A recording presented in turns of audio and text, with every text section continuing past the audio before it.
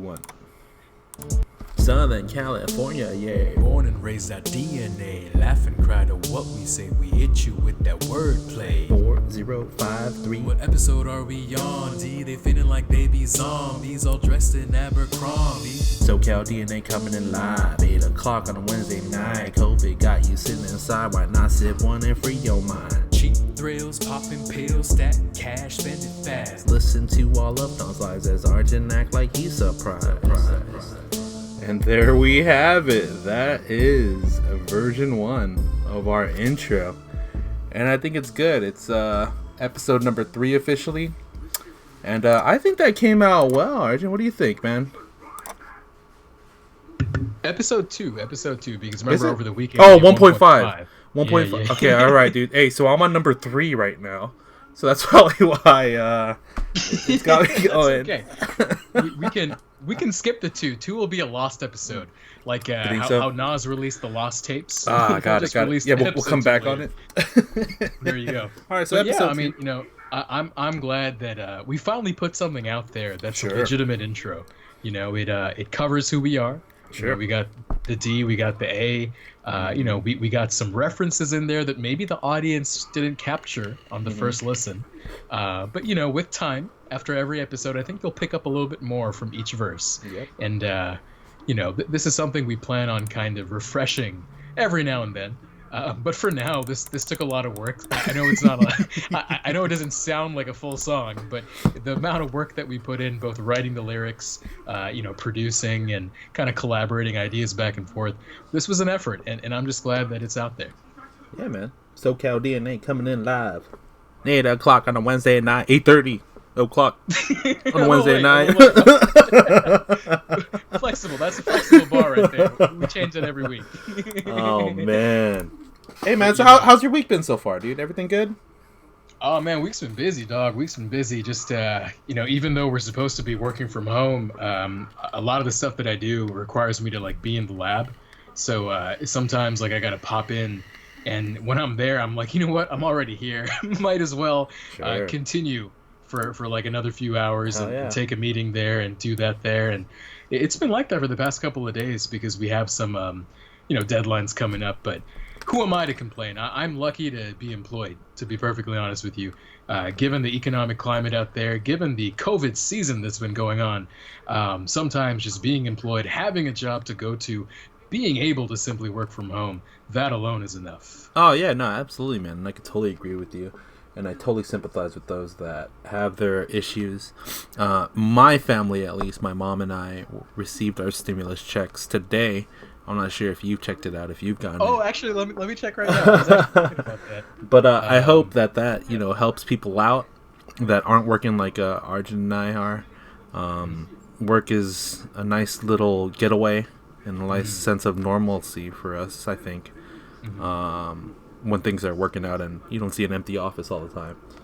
But yeah, man, dude. Hey, you got to check, dude. That's investment money, man. That's for your Moderna, who's I think 75% up this year. We're gonna talk about that. We're gonna dive right into it. Hey, yo, man. Hey, yo, I'm gonna flex on you. I read about it in Bloomberg today. Yeah, but it's like 75% up from like $4. So I'm like, come on, dude. Well, you know, I just have to say, regarding the Bloomberg that you're reading, for the people that missed it in the last podcast, I learned last time something really interesting about Don. Don is an avid reader. He loves to read. And not just one book at a time, not just one magazine at a time. No, he's reading 5 books at the same time. He's digesting multiple magazines at the same time. And it's amazing how he does it. And he was actually explaining to me before this podcast, and I kind of wanted to get into it right now. Sure. You're trying a different strategy in reading, right? Yeah. So when you called it out that I was reading so much, I was like, shit, like I am reading a freaking ton. So I wanted to think, like, the amount of time that I have, I'm not always going to have, given that, you know, I'm able to work from home right now with the situation we're living in. Once, you know, we continue climbing in our career and have other responsibilities, the amount of time I'll be able to have to read and purely read the way that I do for enjoyment and for knowledge is going to diminish. I was like, oh, let's start to address this now rather than later. One of the few things I like in my skill set, to see a problem and address it before it becomes a problem. So I was reading it up online, looking at a bunch of psych stuff and neuro stuff and, really diving a little too deep into it. And I found one thing that worked out for some people, and that was, Arjun, when you read, like if we were to look at our little agenda here, and we see on C3 under jump off, when you read it out loud in your head, right? Like Boris Johnson out of the hospital, right? Yeah, generally, yes. That's how I read, yes. Right? So then the quicker way of reading, and if you allow and believe your brain to be as strong of a workhorse that it really truly is to not read twice. Use your eyes and let your brain just process. Don't use your eyes and then use your brain to also read, if that makes sense. So instead of reading Boris Johnson out of the hospital, you kind of look at it, and then your brain will automatically register that without you having to sound it out in your head. Can I add something here? Sure. I think to better articulate this for some of our viewers and I guess listeners, I would akin it to this. I would say it's kind of like back when fantasy basketball was happening. I would oftentimes go on RotoWorld. Sure. And I would just scroll through the feed and see, what are the updates for my players? But I would do it so quickly that I wasn't really reading the entire thing. I was more like scanning and moving on, looking for keywords and processing that key information. So I think that's kind of what you're getting at, right? Sure thing. And I think it's not even looking for keywords. It's kind of just, or maybe that's your brain already adapted to it, where you're able to sort of not see it with your eyes, but your brain is able to highlight the words for you that kind of make the point of the article without having to read the whole article, right? Like typically in our textbooks when we were in college, right, in the hard streets of Mesa Court, there were usually like little snippets at the end of each chapter or at little sub ends of the chapter where they would have like little bullet points like, all right, this damn 3 pages that you just read sums down to these 3 bullet points. And you're like, well, why the fuck didn't I just read those, And I think our brain automatically packets the information that way, so long as we've built up enough practice, I guess, over time in reading and kind of digesting what we read. That's so true. We'll see, dude. So true. I think I read this long-ass article that you sent me about Kanye. So we'll see how much sticks. And honestly, it's like just getting used to it, I think, is one of those things that over time I will be able to comprehend it more. And I think that's kind of like CEO mentality. Like, I don't have the time to do everything I want to do. What are the big things that actually need my, minutes? And I think doing this will allow me to expand in that little strength that I am totally weak at right now. Honestly, I think this is fantastic, and this is something that I aspire to imitate after you perfect the style. I'll tell you this much, though. I think for me personally, when I read certain things, it could be an article, like this Kanye one, that we'll get into a little bit later in the podcast, and it could be something like a book that I'm reading, could be fiction, could be nonfiction, whatever. Sure. But I find that part of the enjoyment of reading comes from taking one's time. So the caveat I see in all this is, yes, you'll be able to read a lot more content very efficiently, but will you still have that same level of enjoyment in absorbing and processing that information? I think so. Because for me personally, when I read, I like to adapt whatever I read to stuff in my life. Or I like to experience things in my real life. And then in hindsight, at that moment, remember, oh shit, this happened in the book. How did he address it? Am I addressing it the same way? Oh, that dude was a dumbass. Like, I'm addressing it the right way or something like that. So it's not so much enjoying it. I get the eloquence and the art of some writers, like in poetry especially. But when it comes to what I read and digest, that's not something I'm going for. I see. I guess you're right. It's a different kind of philosophy when it comes to reading. And perhaps that's what it takes, because one thing you just said that really struck me is that this is like a boss or a CEO mentality. Hell yeah, because what what does that boil down to? Basically, what you're saying is there's barely enough time in the day to do the things that you want. So when you do allocate a little bit of time to something, how do you maximize it? How do you optimize the attention you give it, at the same time the information you extract out of it? And this is a great way.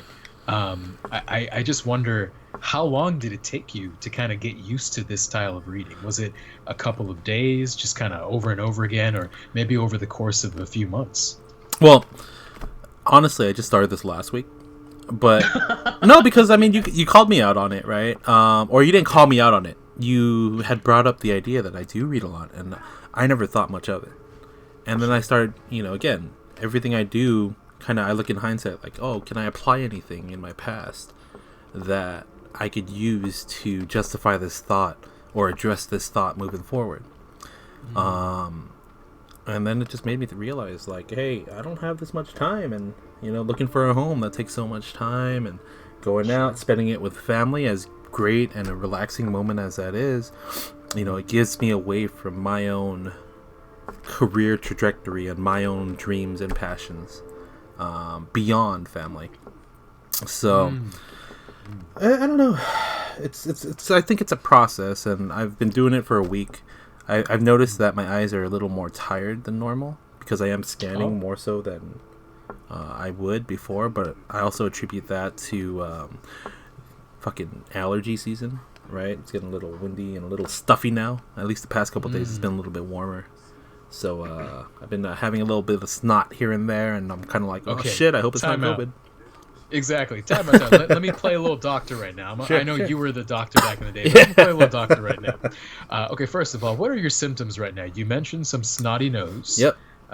What else you got going on? A little bit of dry cough, perhaps? No dry cough. No dry cough. Okay. It's just when I go for my walks, given the inability of going to the gym right now and whatnot, when I go for my walks, we have this little trail where I live.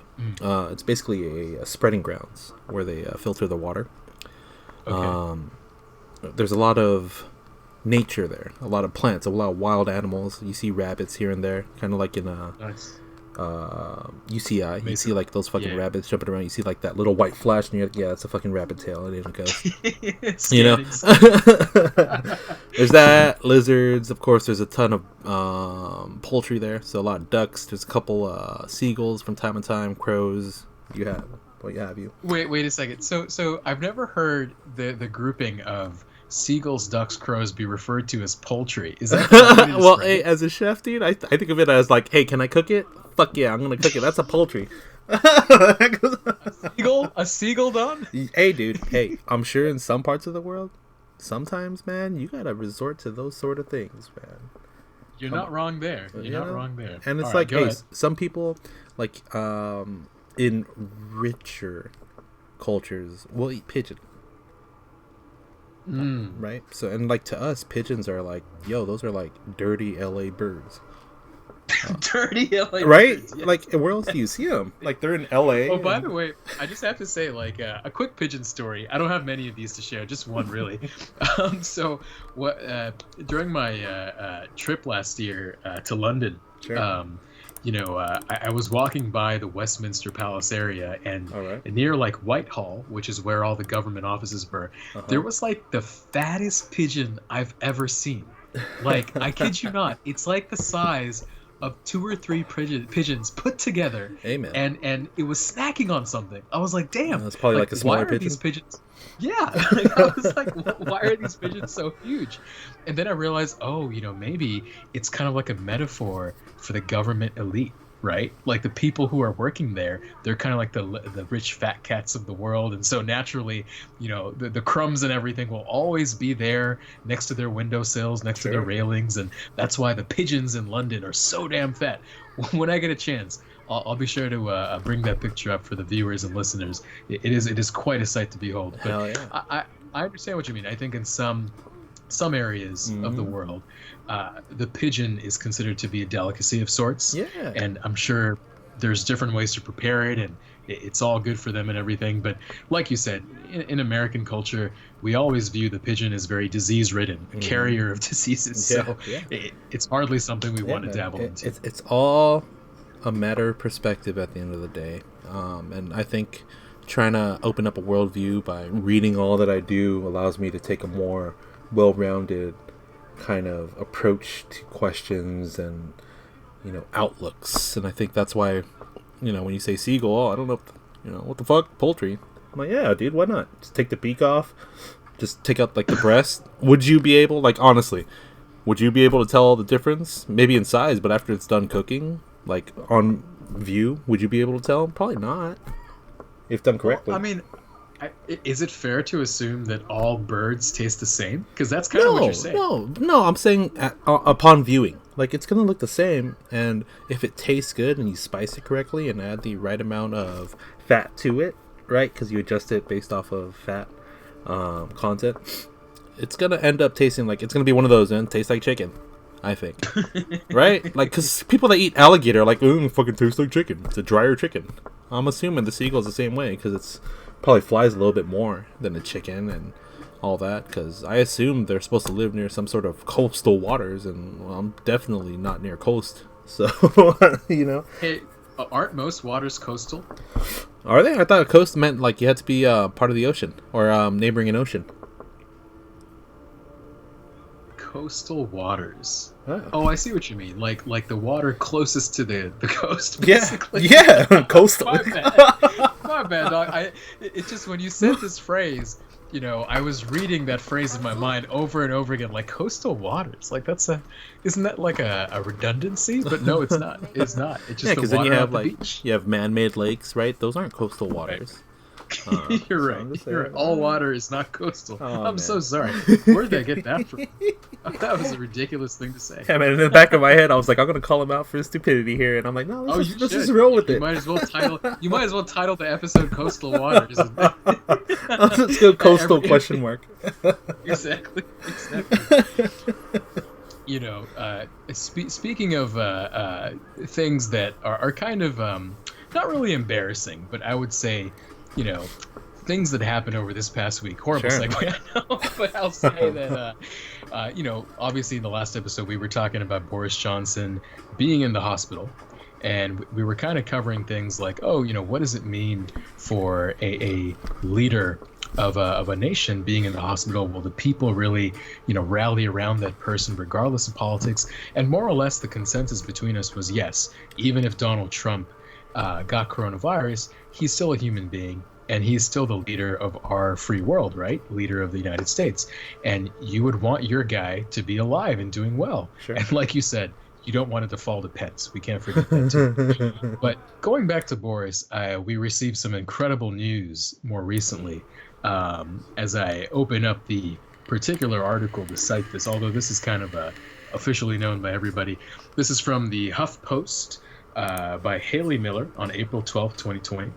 The great news was not only did he make it out of the ICU and go to the regular hospital ward, but he's also fully discharged. He's out of the hospital. He's at another residence, not 10 Downing Street, but a residence called Checkers, where the Prime Minister also lives.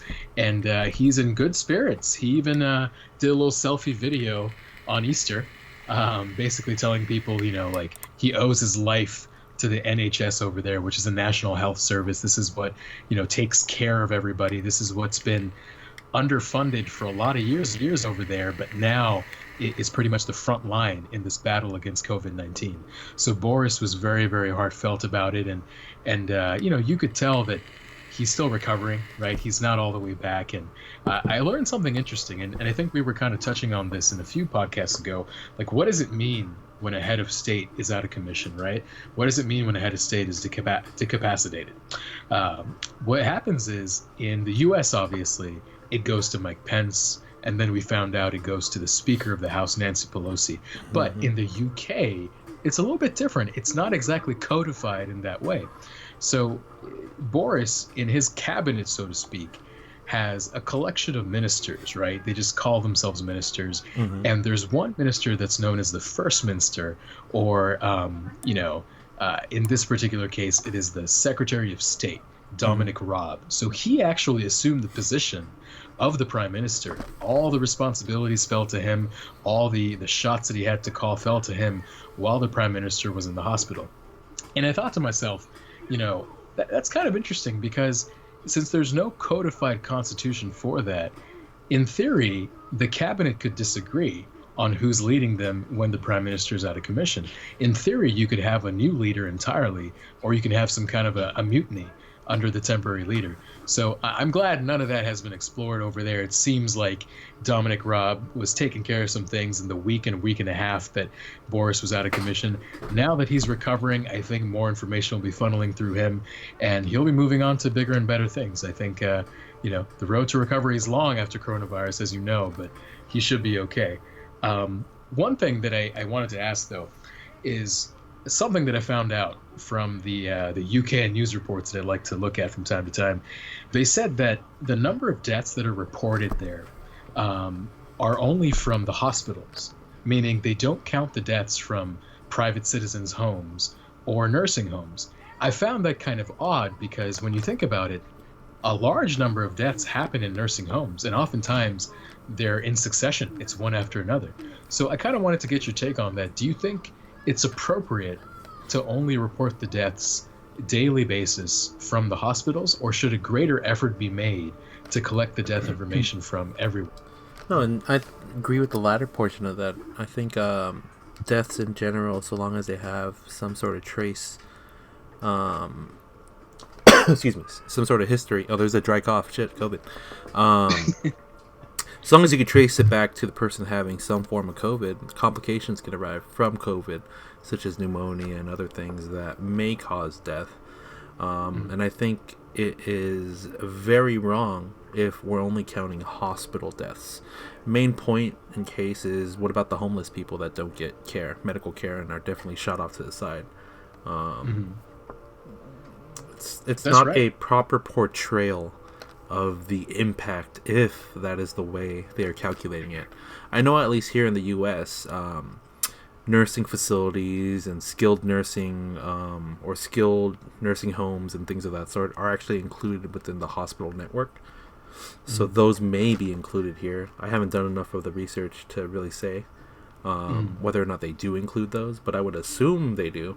And I would also assume that people, when they do pass, actually get an autopsy done to figure out the blanket on the right word, but the cause of death, and that should be reported. But I do know that there was a case I was reading, I think it was in The Economist earlier today, where humble brag. Well, I want to cite it just in case, right? Sure.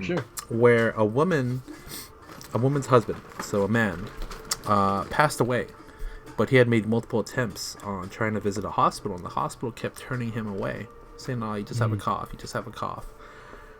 So he suffered at home and got worse and worse and worse. Tried going back. They said the same thing, like, just stay at home. You're fine. Blah blah blah. You'll fight this off.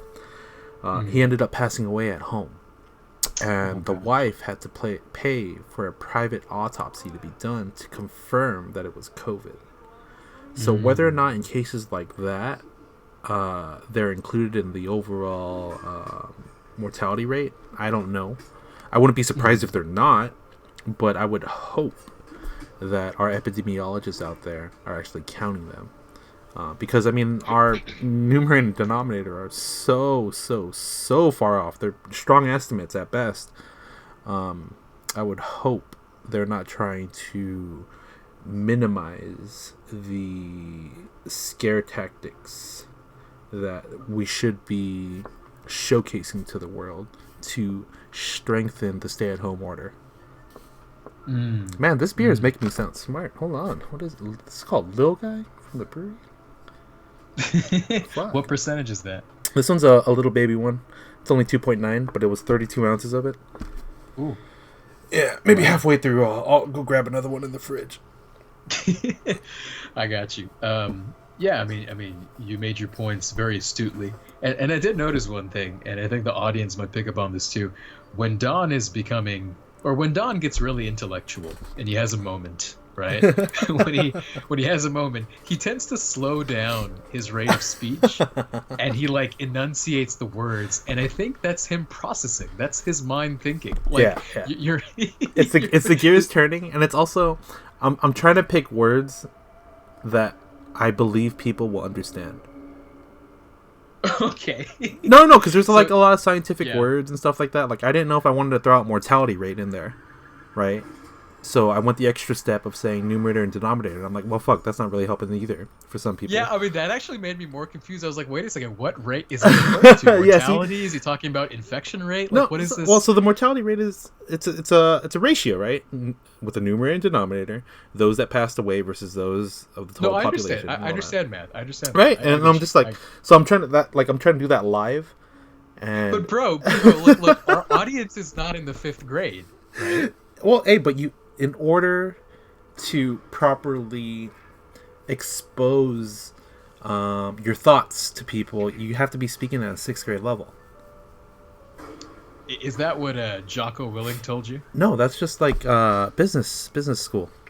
Like you want to not undermine your own intellectual capability, but you want to be able or you want to give the best opportunity for whoever's listening to you to understand your points. I see what you mean. Right. And I think you're doing a fantastic job at keeping it at the 6th grade level, by the way. I think, Hey, dude, that's the highest level of intellectual capacity I have. So, I'm all for it. Hey, man. I respect that. You're keeping it honest. You're keeping it I honest. peaked. I peaked at 6th grade, dude. Imagination. Yeah, it was all downhill from there, dude. Well, speaking of things going downhill, I recently came across an article that really had me shaking my head the other day. And of course, it's about number 45, aka Mr. Donald Trump. Ooh. And essentially, this article, by the way, is from Slate Magazine by Ashley Feinberg from April 13th of this year. And essentially, this was one of the wildest press conferences in recent memory that I can think of from Donald Trump. And I say this on multiple levels. First of all, he's been doing this daily update about coronavirus, and he's inviting people, he's, talking to the health professionals. But the best part, the creme de la creme of these daily updates is what happens at the end. And that's the opportunity for the press to pester the president with questions. Sure. And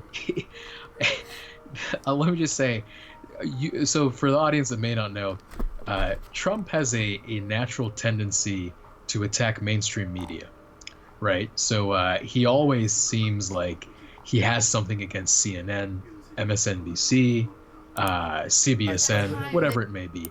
The only mainstream media outlet that he seems to be somewhat okay with is Fox News. And that's partly because, they have a conservative bias and they tend to be right-leaning for the longest time. Sure. The other networks are more left-leaning, but that's typically the case for most media. So with that being said, representatives from CNN, from CBSN, from MSNBC, everywhere, they pretty much have to show up at these little pressers and they get a chance to speak. And I remember this one girl from CBS. Yep. She was like really attacking the president, really trying to pin him down on something. And Trump started, being a politician and changing, deflecting, and kind of changing his response to match a question that he thinks is better suited.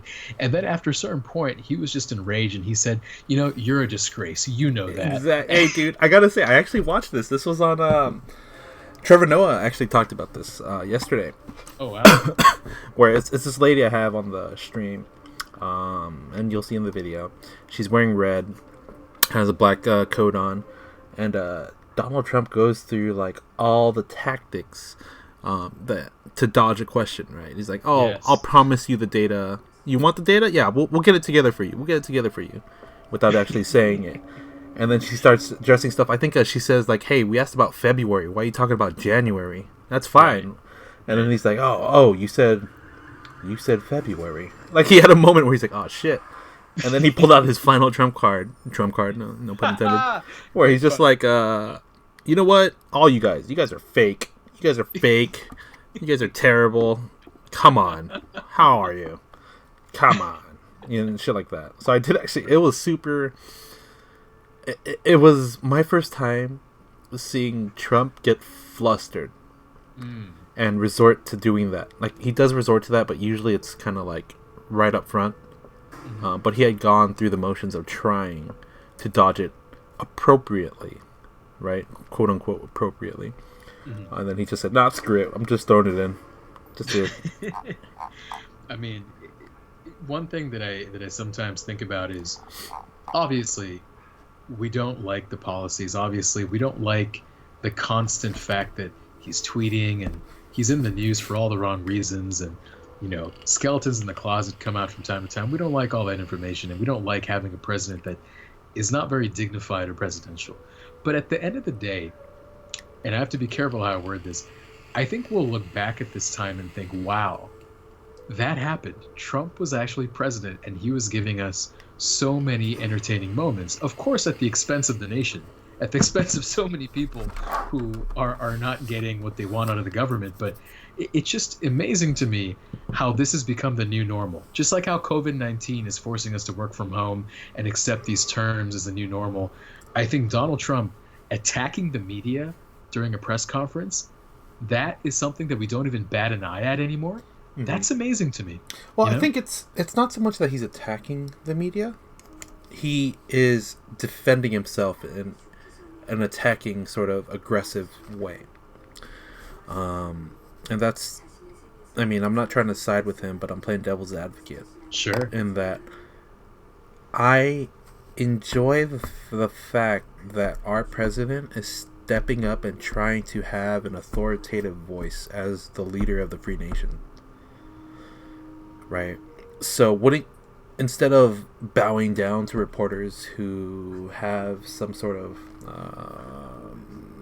freedom to say things they want to say and call people out for all their wrongdoings, I enjoy the fact that our leader is fearless. Like, what I say will reign true.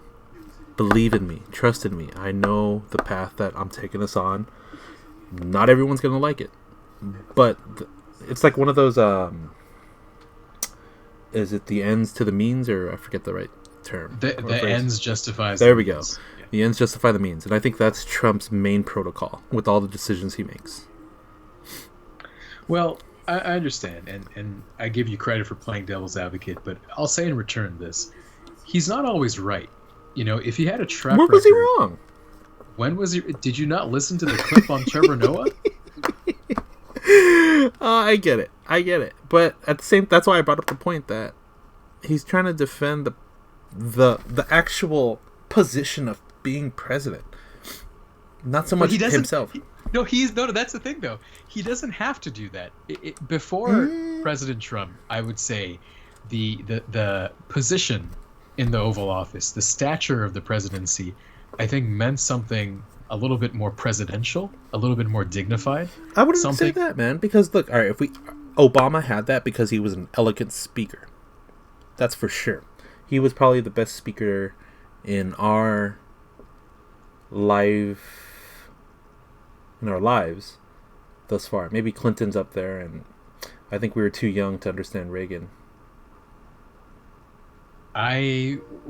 Did Reagan finish in 92? I think he finished in 88 or 92. I forget. But he was like in that range, right? He was probably like the first president, and then we had OG Bush. No. Yeah, OG Bush, right? And then Clinton. I thought it was OG Bush from like 88 to 92. All right. Well, hey, I was born in 88, so I'm just saying. I got you. Go ahead. But yeah, no, and I think so. Obama had the eloquence. He was a gifted speaker, and anything he said, he had this jazzy tone where you're like, "Man, I'm with you, dude. Whatever you want to do, I'm with you." But then, if we go one more back to W, the same thing was happening where people were talking shit about the president. See, I disagree with you entirely here. There's a difference. I understand the point you're trying to make, because George Bush wasn't super eloquent either. Mm-hmm. He oftentimes had something known as Bushisms, where he would just say words or compound two words together into a new word that made sense to him. It's a hyphen. It's a hyphen. He was a hyphenating character. He was a hyphenating president, right? Southern California, yay. Exactly. And by the way, I regret writing the California yay the way that I did because I feel like I caused you to say it in such a weird Yeah, way. dude. I was like, trying oh, to he think, wants like, me to say yay at the end. All right, I'll make it happen. I was thinking more California yay, Uh, but you got like a little like a wibble like a yeah, wibble yeah, in yeah, there. yeah. I had a little reverb going on with different words. A little self reverb, analog reverb right there. I got you.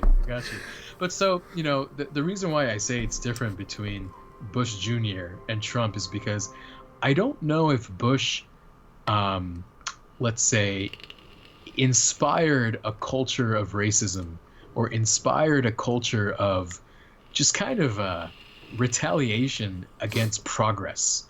I think Trump is maybe indirectly causing this because a lot of times I don't know if Trump is racist, right? I can't say that for a fact, but I know that he gets racist people to support him. I know that a lot of times the things he says at campaign rallies are very derogatory against women, against people that are handicapped, people with disabilities, and he says this often. And why I say that the office of the presidency has never been lower, it's not just because of the policies, Don. Really, I'm not talking about that. And I'm not just talking about his eloquence or lack thereof. I mean, we know how many times he likes to use the word very. Oh, this is very good, but also very bad. We have the very best doctors, the very best in the world. One of his favorite adverbs right there, Sure. very. But it's not just that. It's more like I don't know if he cares about the negative impact that his words may have on different groups of people out there. I feel like a lot of times he says things for the shock value. He says things to inspire his own base, to rally the troops, so to speak. Mm-hmm. And well, isn't that's the number one job of the president, in my opinion, is to inspire the people? It's not. The number one job is to protect the people. No, because he has people under his cabinet and his core group of leaders that can do the work to take care of people. He's there to be the figurehead, the leader, the one that doesn't necessarily make all the calls, even though he wants to make all the calls. But we won't get on that point. Like, do you truly believe every CEO knows everything? You're taking it to a logical extension that I don't necessarily agree with the premise of. I'm not saying that Trump needs to know everything. I'm saying why lead the way that he does? Why not lead with positivity? Why not lead with an interest in humanity and caring for one another rather than, destroying people, causing the chasm between us, between the rich and the poor, to divide even further? This is the way he was born and raised, man. It's in his DNA. And no, and I agree with you here. And I think we're taking a more skewed approach because we are LA County born and, Western minded, West Coast minded rather. There are things that he says where you're just like, Dave Chappelle's going to have a run at this one. Like, come on, like stuff like that. So I agree with you. He doesn't need to do some of the things that he does, but like you say, it's shock value, it's headline value, it's building his own brand while still maintaining presidency. It's kind of a weird notion that we haven't had before, even with Ronald Reagan, who used to be an actor, right? Yeah. Donald Trump used to be an actor, depending on how you want to see it, with his shows, right? Sure. But a different kind for sure. But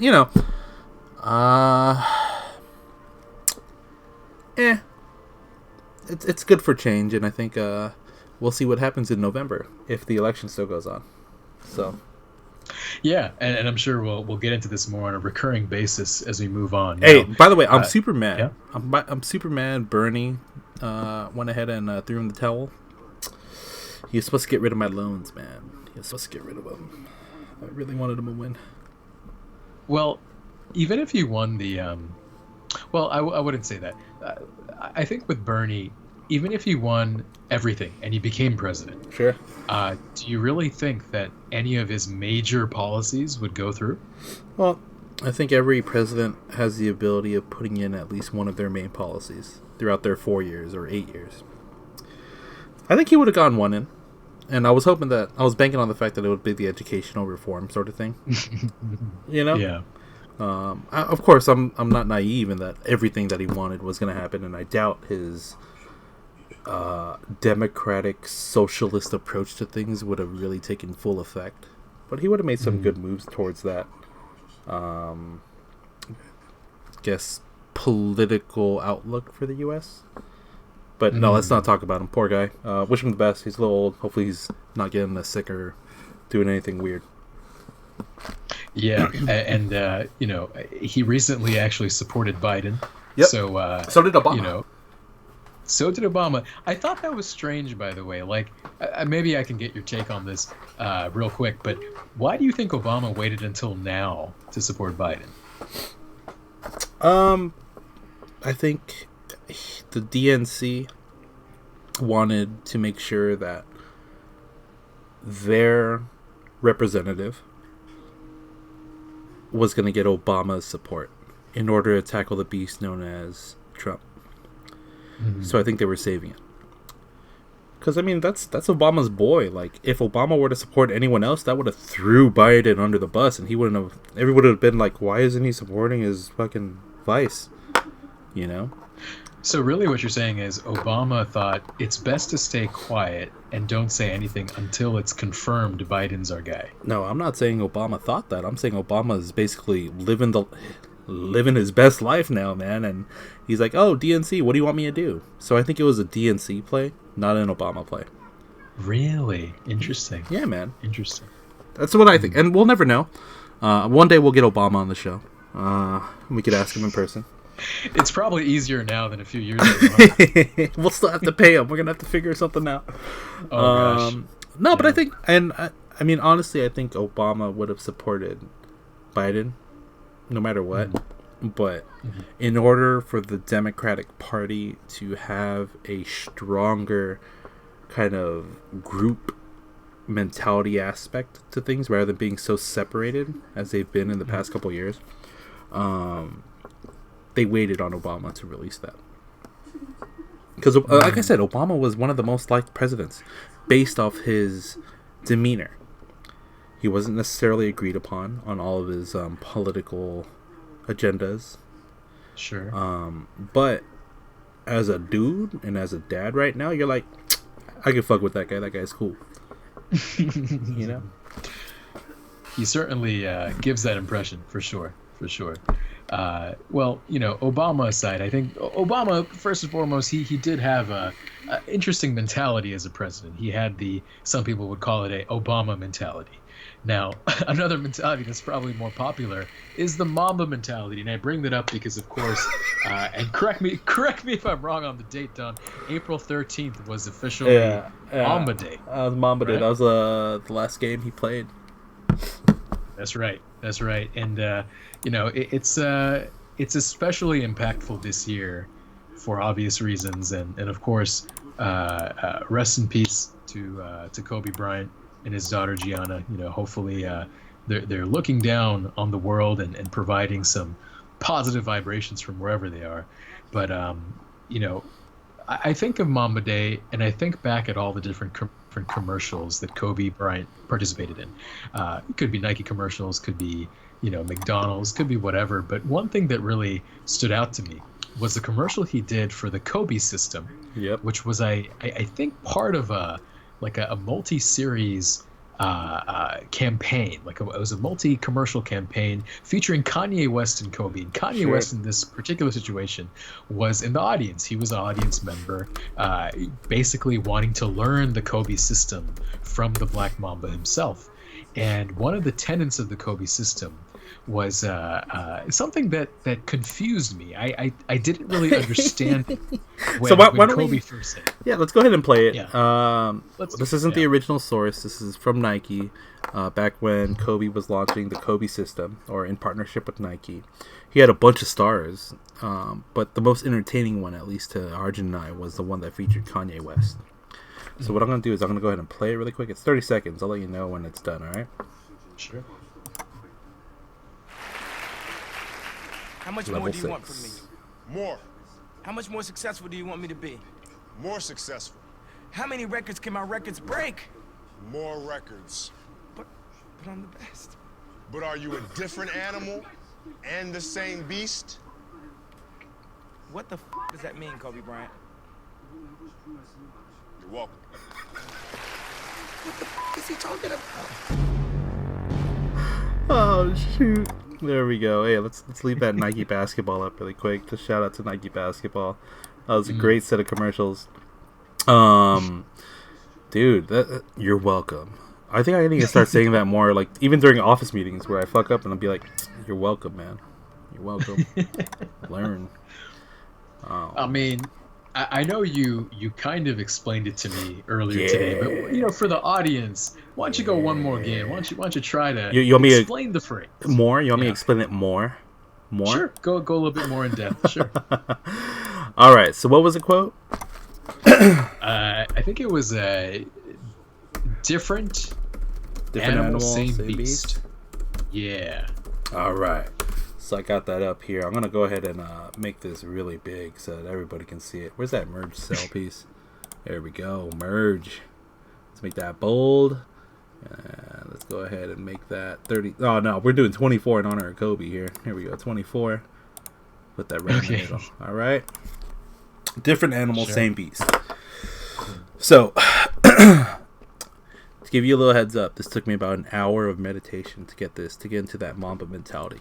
Right, it's kind of like, you know, being like Goku and trying to reach Super Saiyan, like fucking Blue or whatever they're on now. Whatever it is now, yeah. So, you know, I had to do that. I was outside, you know, meditating. The sun was, you know, shining down on me. Nice little breeze going on. A bird actually landed on my shoulder when I was doing this. I knew it was right there, where I had to really think about it. This guy's ridiculous. So I listened to it again. You know, Kanye at the time, this recording was... I don't know what album he was on, but he was packing some heat with all of his records. He still is. But at this time, that was when he was like really, you're like, has he peaked yet? Has he peaked yet? And he was showing us up year after year. And like, no, he hasn't peaked. And I think this was before all the fiascos he had going on with some health issues that we'll talk about a different day.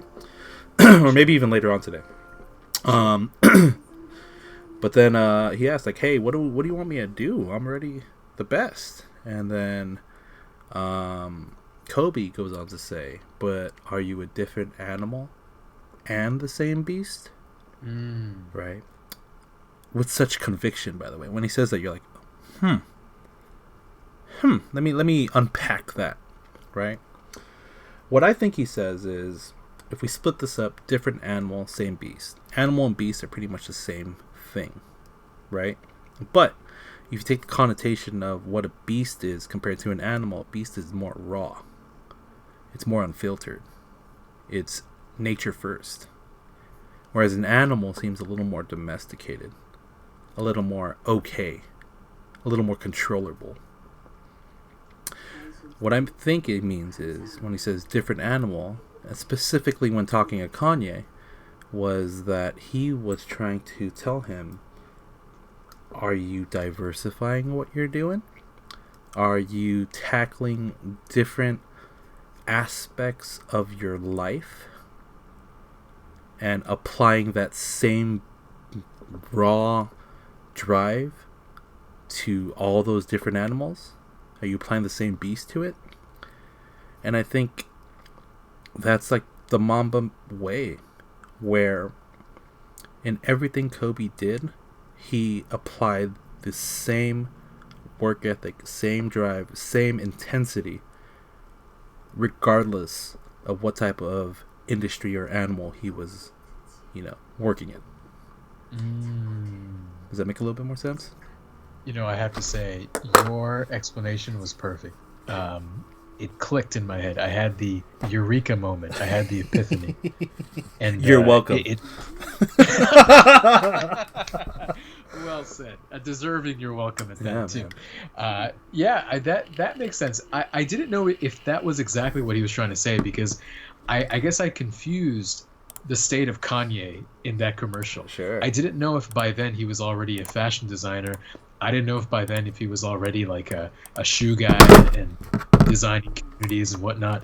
But I guess looking back, we kind of knew Kanye as a musician first and foremost. Yeah. We knew him as a hit maker, arguably the #1 producer in the world. for hip hop music, and then unleashing content after content with all these different albums, changing the musical genre every time he drops.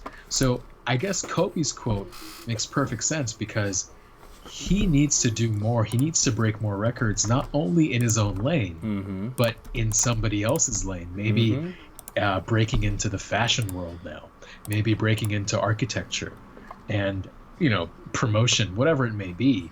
And now that you explained it this way, it makes a lot of sense. It's about always giving that effort, that intensity, that tenacity behind anything that you do. And so, shout out to Kobe for teaching us long after he's gone. Like, we can look back at these clips. I can look back at these clips, and clearly, whatever I missed on my first pass through, I can learn so much more. And I think we should probably take a different level next episode. This is level 6. So we skipped a couple levels, but I think we should revisit all of them sometime.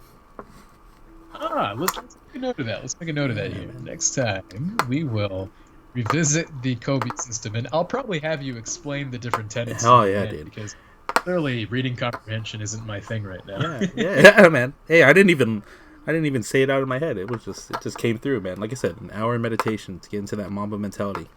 I think my hair shot up a little bit, or it actually like kind of shaved off. The more and more I started, kind of just fell with the wind. Right. My goodness.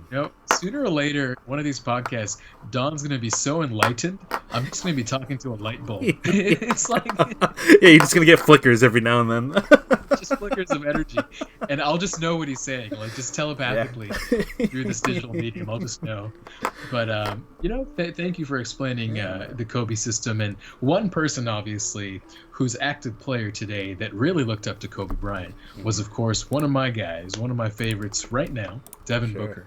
And Devin Booker, I just have to say, has finally done something that he's been trying to do for so long. What is that? He finally won his first championship. So applaud for Devin Booker. Round of applause. If you had an applause button, I'd play that right now. Now, you might be wondering, well, Arjun, what the hell are you talking about? The season isn't even done yet, right? I mean, they're not even in playoffs, and obviously there's no basketball right now. Yes and no. Yes and no. There is a tournament going on, or at least there was a tournament going on, not in the real world, but in the NBA 2K video game universe. I haven't been watching any of these except for like the highlights that I read from the Yahoo articles. Sure. But apparently what's been happening is a pool of NBA players, and I'm talking about actual NBA players, the likes of Devin Booker, shooting guard from the Phoenix Suns, Patrick Beverley and Montrezl Harrell from the Clippers, Zach LaVine from the Bulls, DeAndre Ayton from the Suns too. All of these guys and more, they basically were playing in this tournament, kind of like a 16-man Sweet 16 style tournament, single game elimination, playing with their preferred team. And I say preferred team because they're actually not using their own team. And the funny part about this whole tournament was Devin Booker, even though he won, meaning he played the most number of games and won everything, he never once picked the Suns. Apparently, the most popular teams were the Milwaukee Bucks. People were just dominating with Giannis, I suppose. And I guess the Lakers, because you have LeBron, AD, hard to go wrong with them. And I just thought it was interesting that, the NBA, in collaboration with 2K, I guess they set this up and gave the fans something to fill the void, something to kind of, break up the monotony of not having sports at all. So my question to you is, how do you feel about that? Do you think video games, at least temporarily, provide a simulation that fills your sports void? Yeah, and I think it's a sign of the times. I think moving forward, esports are going to become a dominating force in forward years when it comes to sports and competitive sort of engagement.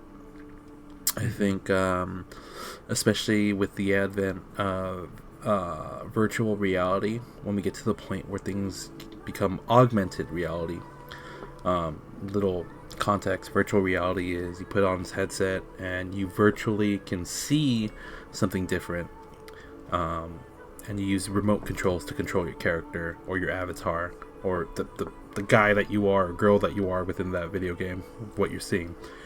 And augmented reality is you put on certain harnesses and equipment, and your movements are kind of displayed in that digital world of that avatar. So you not only just see what's going on, but your actual bodily movements are displayed in that virtual world. I think that is the key to esports entering or becoming the dominating sort of competitive entertainment that, you know, basketball is today or football is today. And on top of that, it's also a safer option because you don't have physical bodies hitting physical bodies as much as before, especially for football or something of that sort. But yet you still have the physical capabilities being measured and kind of sized up against.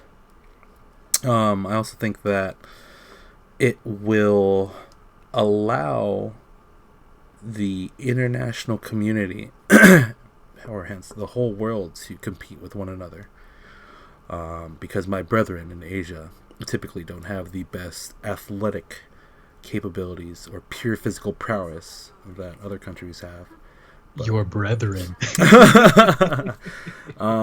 But when you compile that in, Yeah. you know, they're really good at video games. Like South Korea being case in point, they dominate the esports world when it comes to games such as League of Legends, which is a cooperative warlike game where the option is to essentially take over another person's, you know, capture the flag basically. You take over their base, and that's yours now. It's like football. You take the ball to the end to the other homie's base, right? Same kind of premise, same competitive nature, but yet, you know, it's done digitally. So I think, you know, what the NBA and 2K did in this little collaboration was fantastic to entertain to fill the void that we're facing now without actual sports being played live.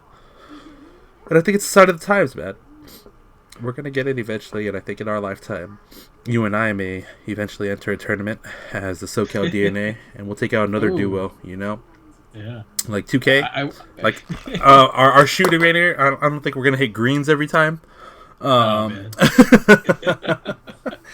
I wonder, I agree with you in terms of your view of the future of gaming. I think eventually we are coming to the point with the technology getting better and the augmented reality getting closer to what we expect it to be. We are getting to a point where pretty much you will see people running around and shooting lasers like pew pew pew, as you like to say. You know, with the double pew pew, man. Pew pew. That's right. Not a bang bang, but a pew pew pew pew. You know, so we'll start to see that on a more frequent basis, and that will become the norm of gaming in general. Yeah, the systems will be more expensive, sure, and the peripherals will be really, really sought after. Like, oh, you can get this upgrade for your handheld laser gun to make it a little bit faster, more responsive, and that'll be the new thing.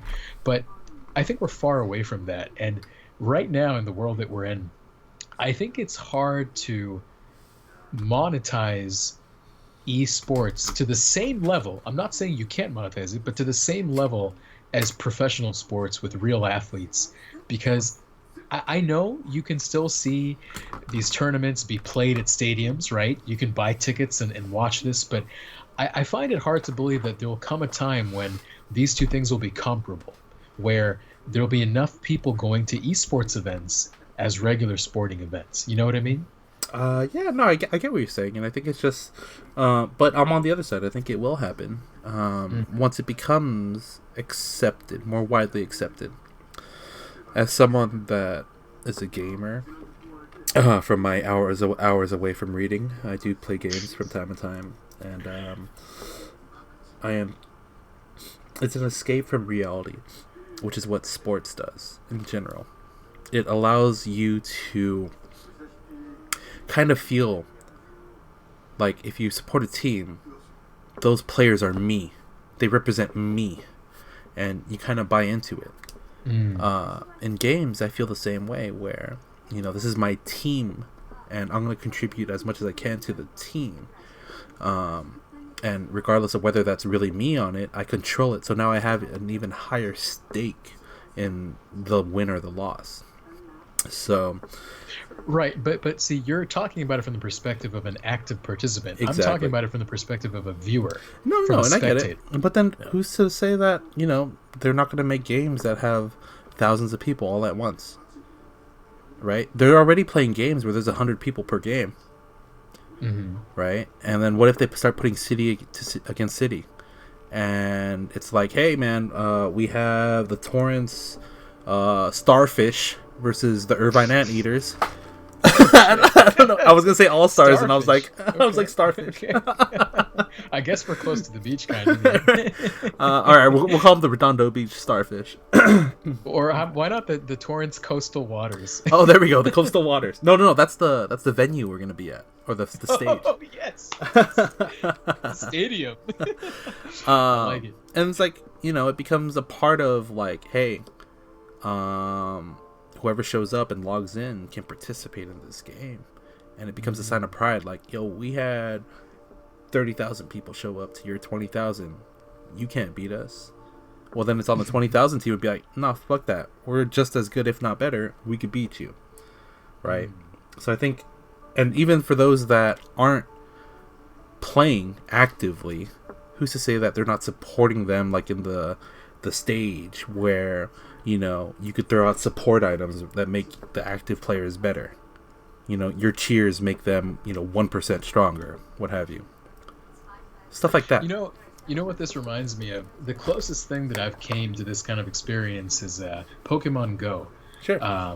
Now, I haven't played in probably more than 2 years' time. Liar. But I remember Liar. when it was at its peak, like that first summer. Oh my gosh, I think you and I actually were talking. I was at work and I downloaded that shit like the day it came out. Did you get me into it? You might have been the one that started me off, and then I got a bunch of other people into it. Man, Team Yellow. Team Yellow.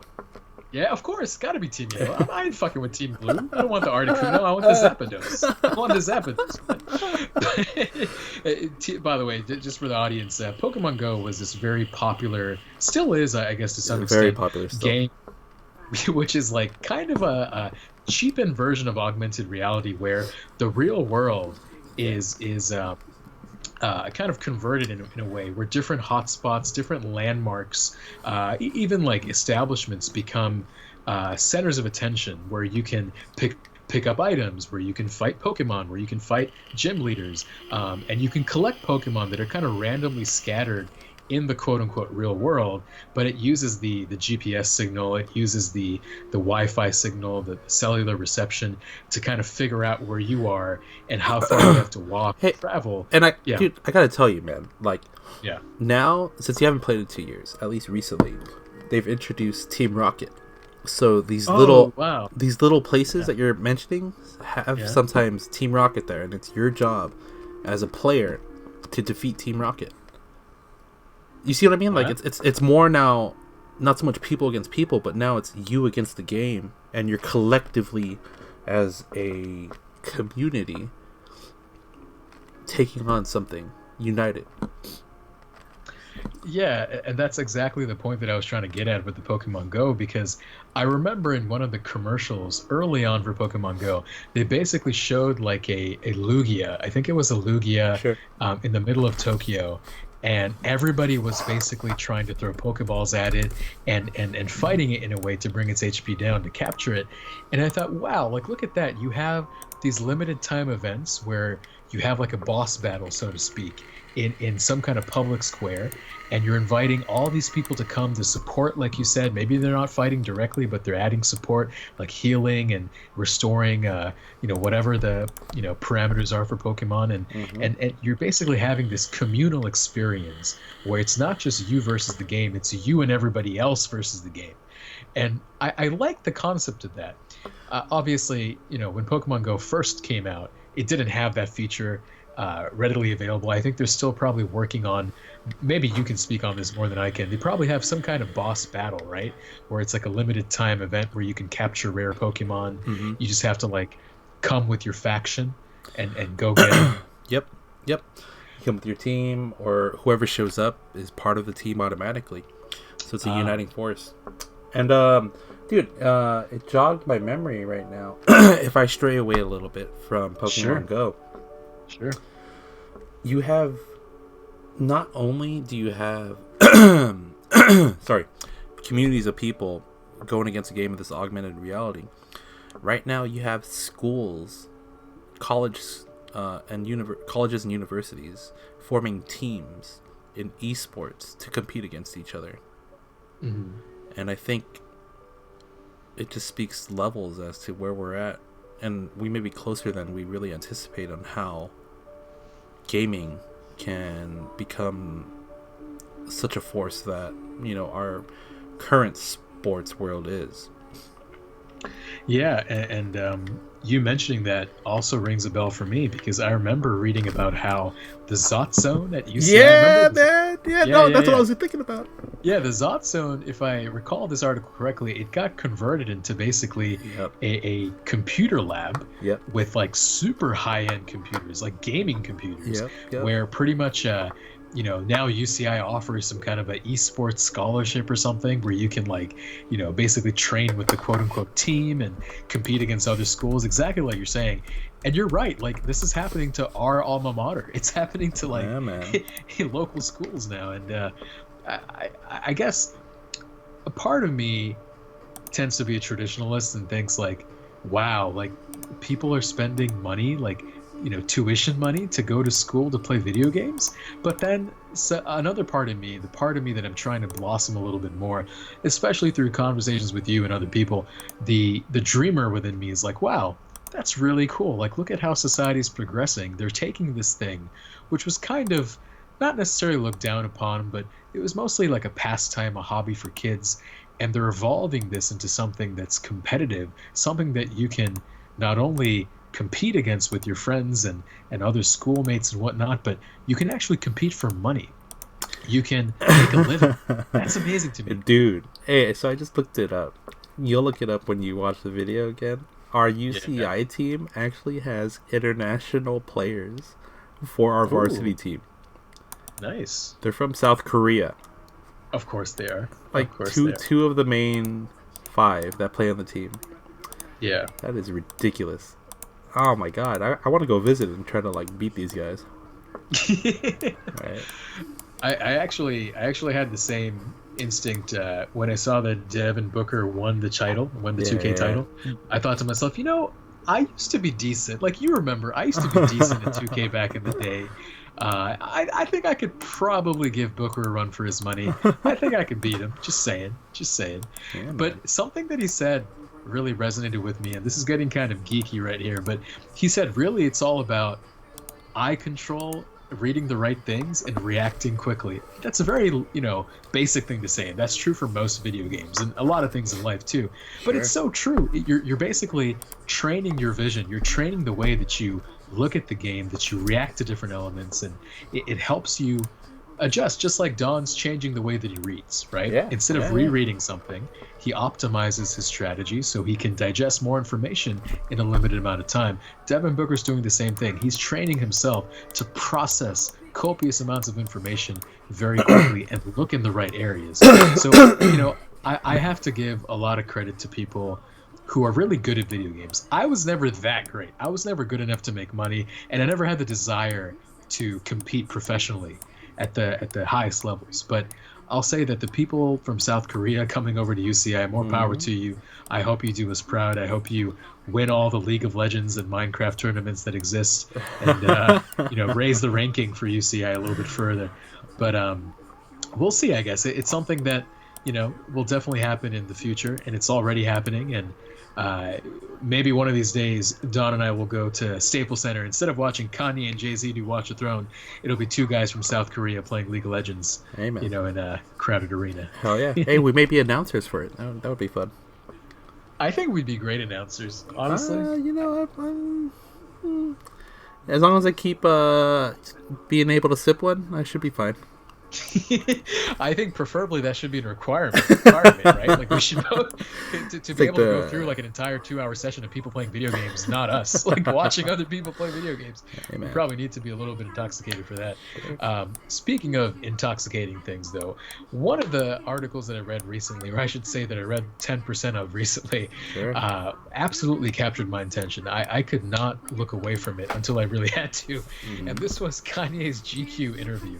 I think it dropped either earlier today or maybe let me take a look and find out when this thing dropped, because it's been a work in progress. I think the guy Will Welch from GQ, with photography by Tyler Mitchell, the popular Tyler Mitchell, April 15th, so today, yeah, he was working on this report, this expose about Kanye for quite some time. And although I didn't get into all the details yet, what I wanted to talk about was basically just the premise of it and the introduction of Kanye West's vision for the future.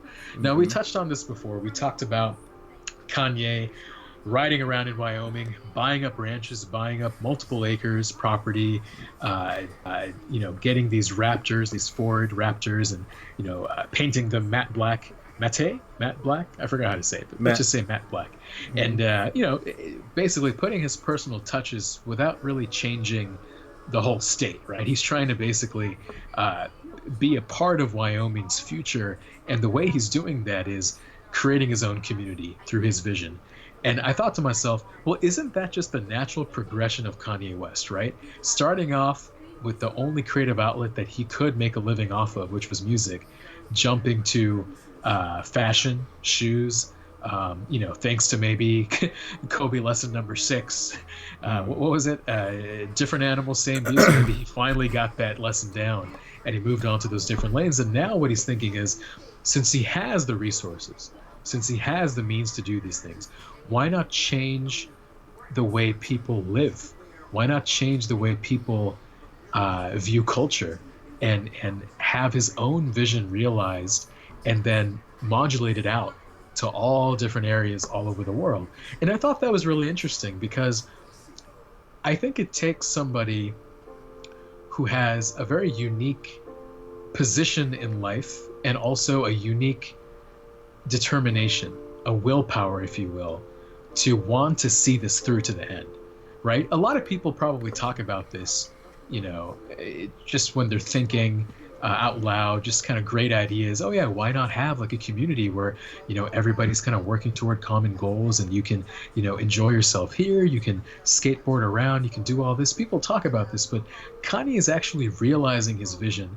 It might not be perfect. I don't know how much it'll work out, but I just thought it was so cool that he's doing something so out of the box, so out of his lane, and something that of course he's going to be ridiculed for, but that's not a new criticism for him. As Kanye says early on in this interview, people have been telling him no for the longest time. People have been saying that he can't be a rapper. He has to stick to making beats. He can't be a fashion designer. He doesn't know all the fabrics. He doesn't know what it means about high culture.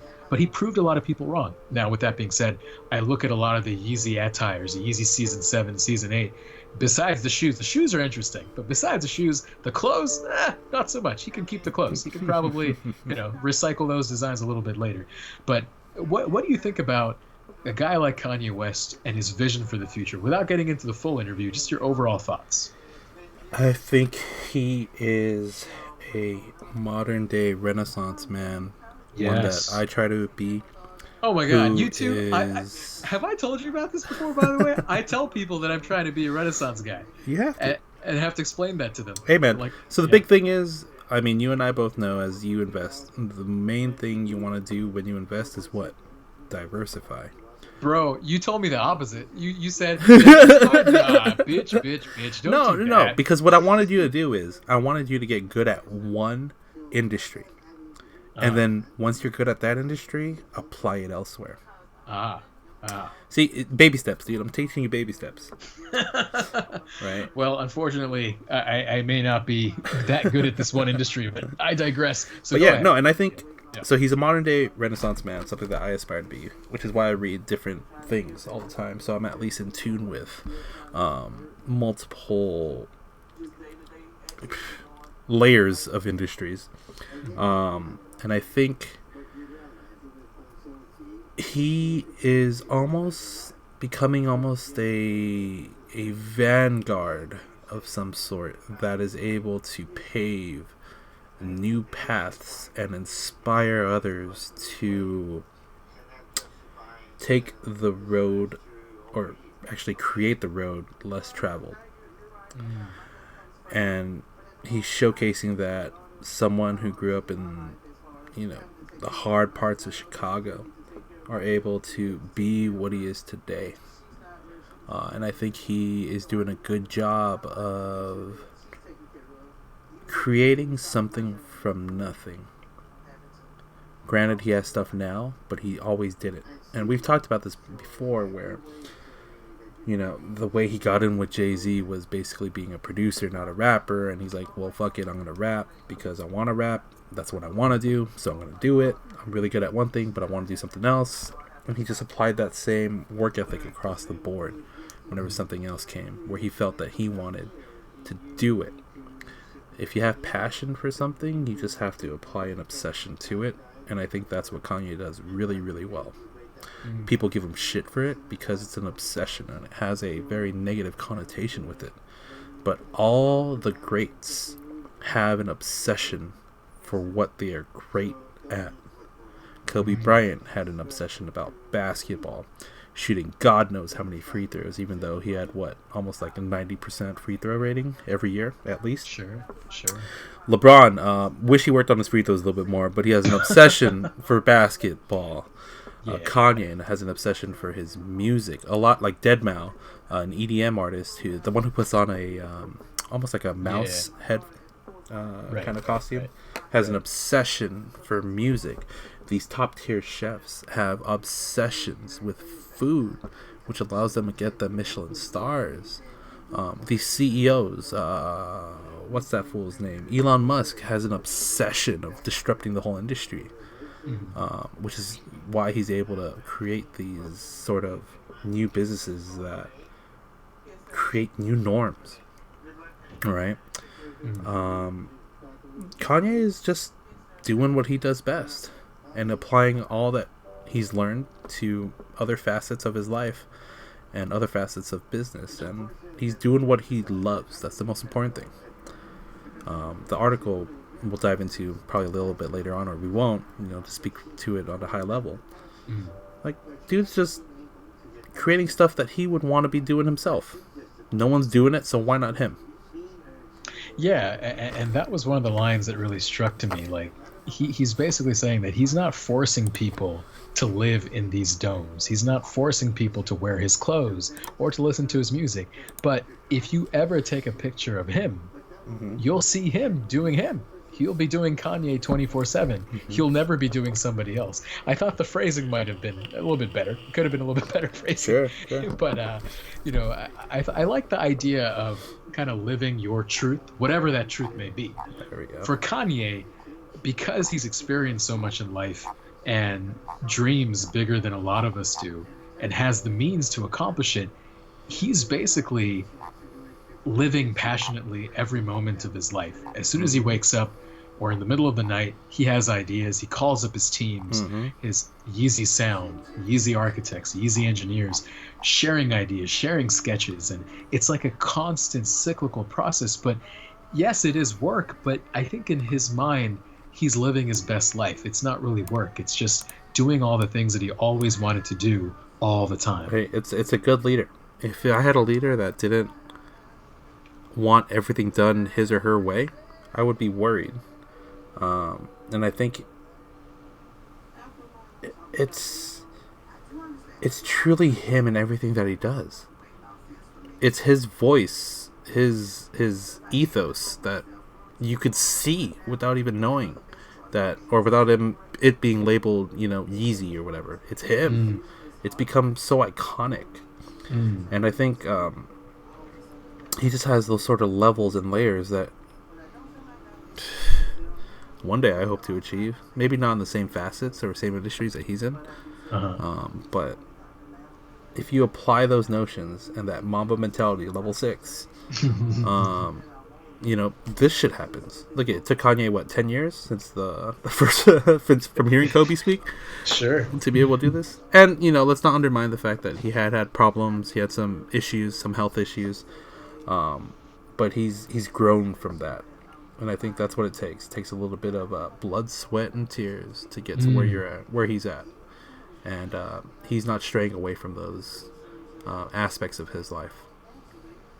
That's true. And I think, we'll probably revisit this when I get a chance to finally read it. But I will say the one question that I did read, I want to read this out to the audience because I thought this was classic, quintessential Kanye, the response that he gave to this question. So, this is the first interview from January 30th, 2020. Interview 1, Kanye's cabin at Westlake Ranch in Wyoming. So the article author from GQ says, "I'm going to start recording. Cool?" Kanye West responds, and this is his first response verbatim. "I think words are one of our lowest forms of communication. Music, sound, food, dancing are nonverbal forms of communication. We get so wrapped up into words. We got to make things that are speechless. We have to make things that leave people speechless. We have to make things to the level where no one can say anything." And this, by the way, was in response to, "I'm going to start recording." Cool. Like, I just thought, to start off an interview this way, the rest has to be fire. Like, Yeah, man. That's the first response. Dude, I mean, I read the article. Yeah. It shows how much Kanye has grown. More importantly, it shows how comfortable he is accepting the fact that he has grown. He is taking the influencer status and saying, "Yeah, I got that on my shoulders. Don't worry. I know who I am, and not everyone's going to agree with what I do, but I'm not, like you said, I'm not forcing you to do anything. It's just me. And if you like it, then by all means, I think you should get it." I mean, I know we can spend probably hours and hours and hours discussing Kanye West, his mind, his music, his everything, but I think this is a good transition point for now, because I think it's interesting how the way that we digested Kanye's music has changed over time, at least for me personally. Back in the day, it used to be buying CDs. I had a CD player at home in my first car, the Toyota Corolla 2006. Great car, by the way. Very reliable. Great MPG for the time. Great car. Before it got totaled, I was able to buy so many CDs and pop them in. I had a great sound system in there, all stock. But for whatever reason, the Toyota Corolla sound system, and kids, by the way, if you ever have a chance, go to your mom's Corolla or your neighbor's Corolla, just sit in there and listen to the radio or pop in a CD. The sound system is amazing. I don't know what it is. It's such an old sound system, but it was fantastic. But anyways, I used to buy these CDs, and I remember buying some Kanye West CDs too. But then, more recently, my car has changed to a Honda Civic, and I do not have a CD player. I lament that fact. I'm really disappointed by that, but I have to use Bluetooth, basically. And even on my laptop that I have, there is no CD player. There is no slot to put in a DVD either. There's nothing. And this is kind of the norm. The way that we digest media changes over time.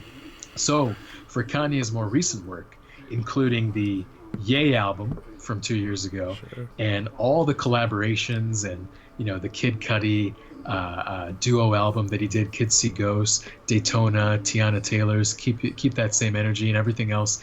I bought those, but not in the form of a CD. I bought them in form of vinyl. So something that I started to collect from that year, 2018, around May, around June, was vinyl records. Why vinyl, for that matter? Well, for me, it was pretty much a way of capturing or having something to hold from an artist that I really, really liked. I would have bought the CD if I had a CD player, but in absence of that, I wanted to get something that was kind of nice, kind of cool to look at. Like, hey, you got the big cover art, right, all blown up. You got the insert sometimes, which contains lyrics, and you get to see that big LP, the long play record. And it just seemed really cool to me. Like, I know a lot of people at my work who have vinyl players. I know a lot of people who are into this stuff. And it can be seen as kind of hipster, I get that.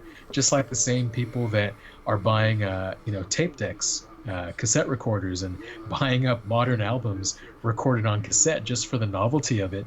I think in that same way, vinyl is viewed, right? Vinyl can be seen as like a bit of a novelty at this point, a little of a hipster thing, because most music is recorded, at least in hip hop, digitally. And then to put that on vinyl, it's different. But I wanted to get into that.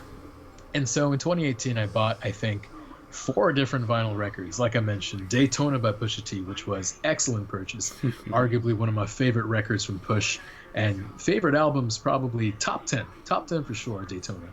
But beyond that, I got all the other Kanye stuff too. And then I realized something, and this is kind of a disappointing thing. I realized that, with vinyl, you're not really getting the low end too much. You're not really getting the lower frequencies, like those bass notes, as loud or as clear and as rich as you'd want them to. Like, let's say you were listening in your car with a nice sound system, or through headphones, like some Beats by Dre or whatever it may be. And I realized at that point that, you know what, I need to kind of expand my collection here. I can't just focus on hip hop. I need to go beyond the hip hop vinyl. I need to look at vinyl from other genres like rock, alternative rock music. It took me a while to buy my next vinyl. Since 2018, I actually purchased my new vinyl records just about a month ago.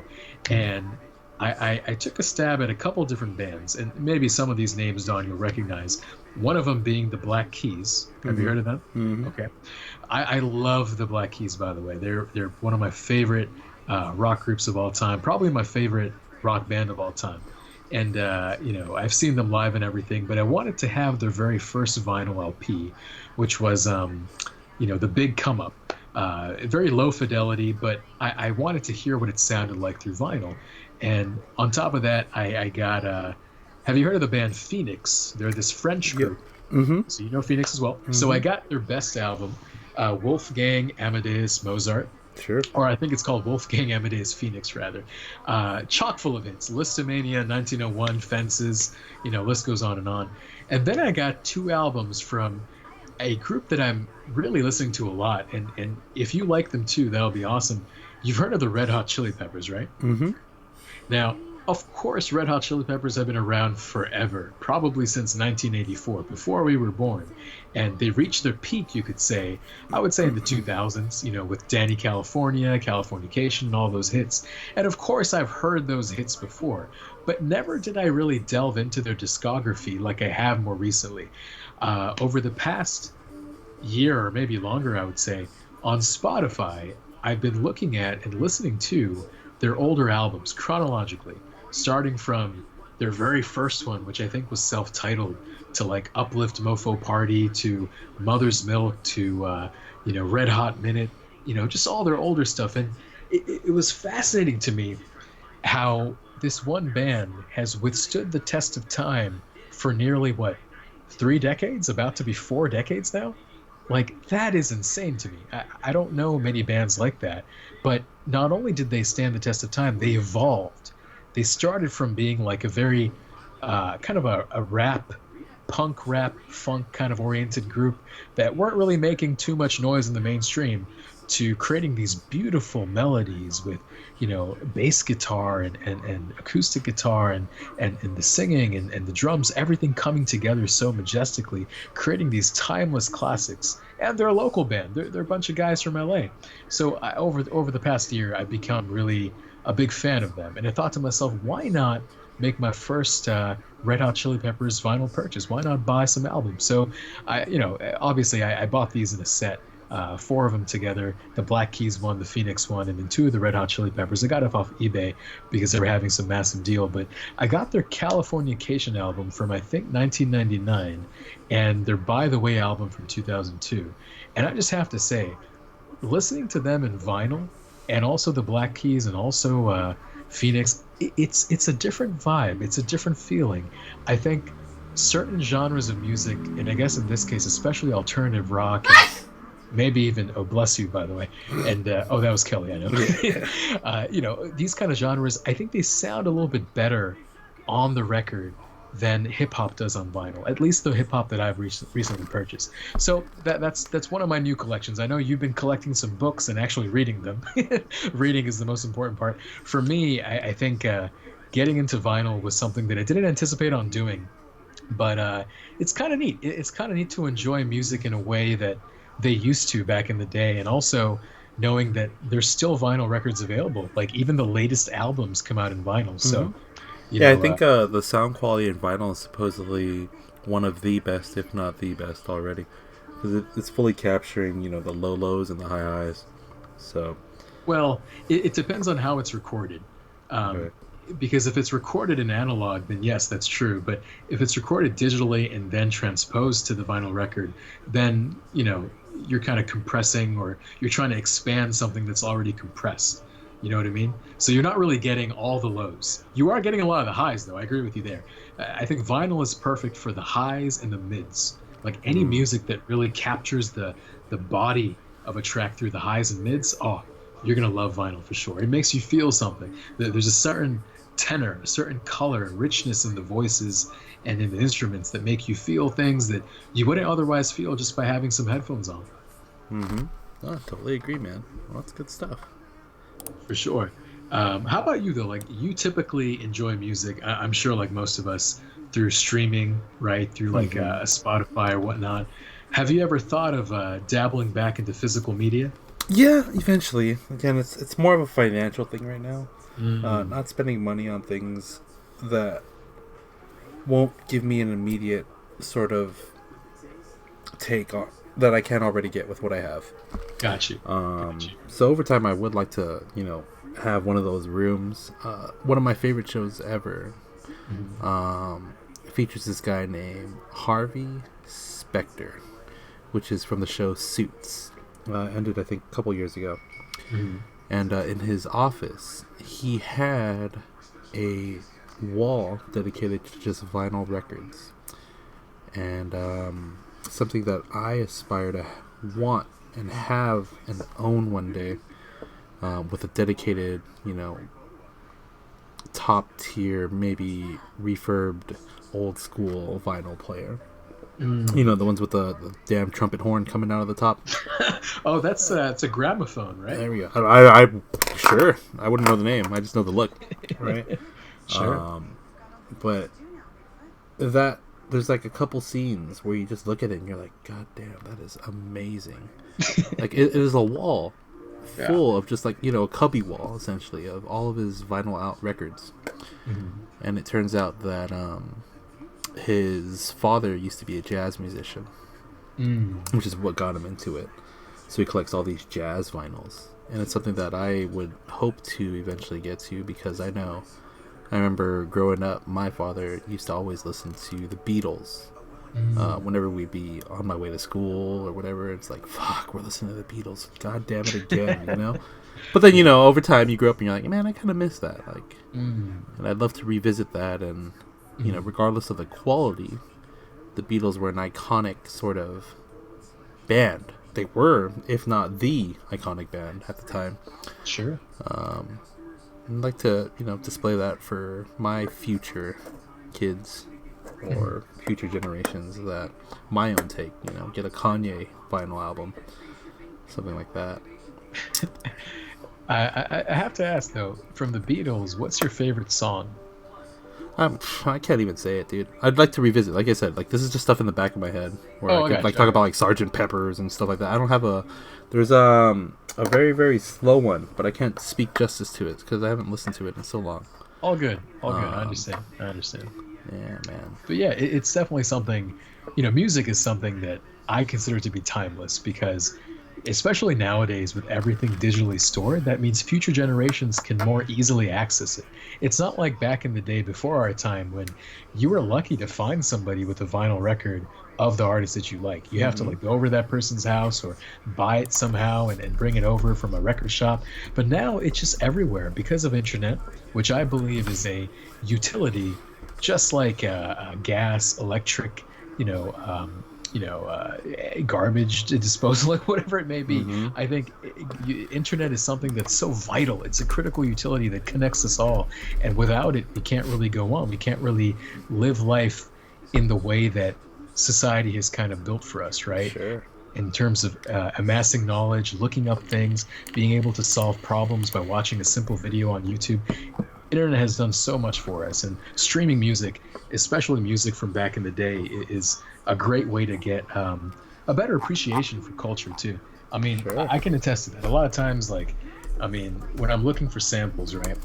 When I'm looking for, let's say, a next beat to sample, could be something from the 60s, could be something from the 50s, something from even the 20s, right? Because I just want to see what music sounded like back then and how I can refresh it, how I can take bits and pieces, could be a bass line, could be a melody, could even be a vocal, and just take that and turn it to something more modern. And I think that's what a lot of hip hop is. And as long as that kind of restoration, that refreshing, that recycling, cycle, for lack of a better word, keeps going, I think we'll always have a certain element of hip hop, a certain element of sampling and paying homage to the past by creating something for the current generation. So Sure. Kanye's been doing that, and I think hopefully we are too, in different ways, with our intro that we created. And who knows? Do you think we need an outro too now? Would an outro be cool? Ooh. I'll leave that challenge up to you, man. Yeah, I know. You 'Cause just set yourself up for that one. I did. Now I have to knock it out of the park. I'll take a look at a potential outro. But I think this is probably a good place to stop, unless you want to do one more, depending on your time. No, I think we're good. I think we hit the 2-hour mark. What are we at? 135? I think we're A little good. shy. We're good. I think we're good. Solid amount. And of course, R.I.P. to Kobe Bryant and his daughter, Gianna. It feels like a lifetime ago, to be honest. I remember one of our earlier prequel episodes, we were talking about Kobe, and it was so tragic. We were really reliving some of his memories and talking about like where we were when we heard the news. And now it just feels like a different year. Like so much has happened since then. Can you believe that? Like after Kobe passed, that's really when COVID season started. Yeah. It was like one of those things. I think we joked about it where, iconic people die in threes. Kobe was such a different animal. He's like, fuck it, I'm taking half the world with me. So, I'll leave it at that, man. For sure. And quote of the day, different animal, same beast, and also coastal waters. Coastal waters. All right, this has been the SoCal DNA. Thank you so much for joining us on another adventure as we go through the philosophies of Don and Arjun. And until next time, my friends, we'll see you on the flippity flip. Take care. Flippity flip. What's